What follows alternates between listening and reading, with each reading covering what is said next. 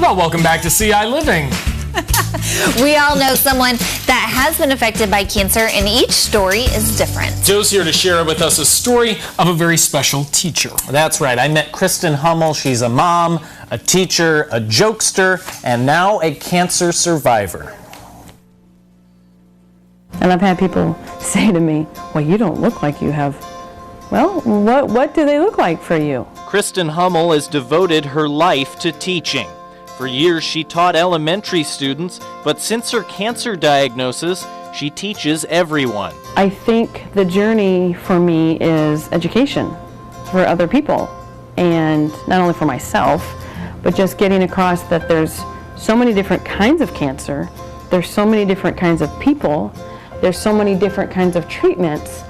There's just no reason to have There's just always reason to have hope. As a kid, Kristen knew she wanted to be a teacher. I played teacher all the time. I would take my old papers home and pretend to grade them over again. I got A's all of those.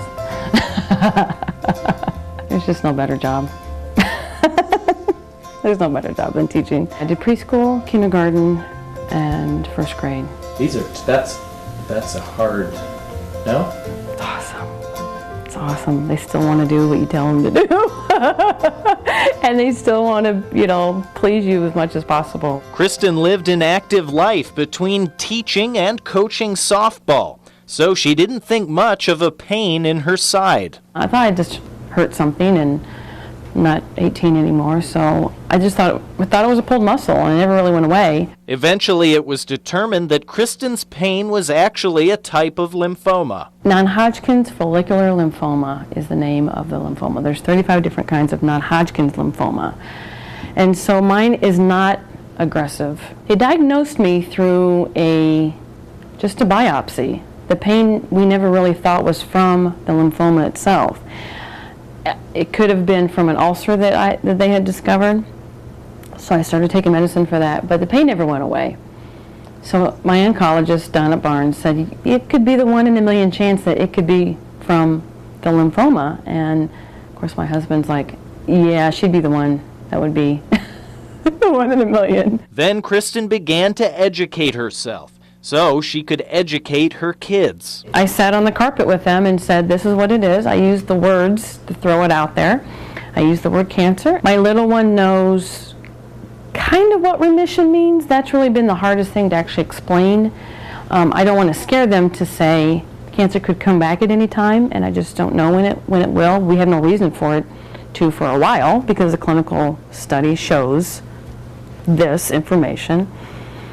So they know, my littlest one knows that there's no cancer that is visible on my tests. I don't ask how long I'm going to live because it's really not, it's not an issue for me. I don't care. It doesn't matter, I guess. I've learned a lot from other people that are cancer survivors. I think part of it is just the journey and the meeting people and the education, and there's so much to it, but no, there's always hope, always. My daughters made the pillowcase for me. My neighbor not only made that blanket, because it actually does get cold during chemotherapy, that's why she made it. She also prayed during her making it. The giving and support has been is overwhelming, huge. Another part of her support system was a friend with similar circumstances. He knew I was going down to Barnes, and we'd probably text every day, or I'd wake him up while I was, he'd go and sleep. The one thing I remember the most is so I mow the yard, and when I mow with a push mower, I would get frustrated because I was so tired, and I would call him, and I'm like, I don't like that I can't do what I used to be able to do, and he would, say, grass is overrated, or it's just the ditch, or he'd make some joke about it, and I'd be like, you're right, this is not to be worried about. This one's hard. Yeah. I miss him a lot.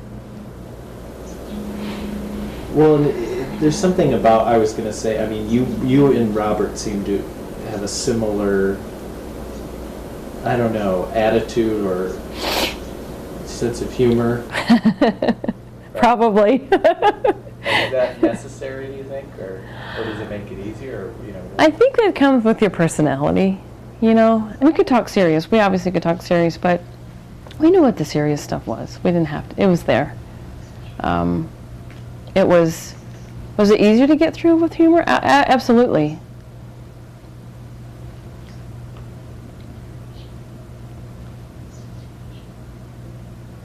I miss him a lot.